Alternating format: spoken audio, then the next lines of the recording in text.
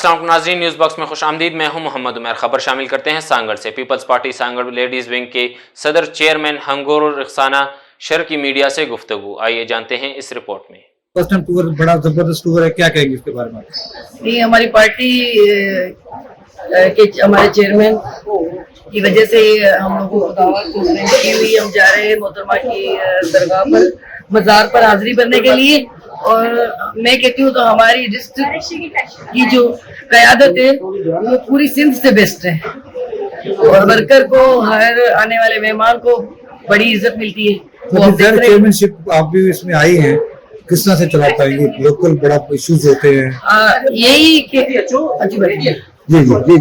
यही कि लोकल बंदों को सिलेक्ट इसीलिए किया कि वहाँ के जो अंदर के जो मसाइल हैं उनको बाहर अच्छी तरह लाए और उनको हल करने का अच्छा से अच्छा हल ढूंढे।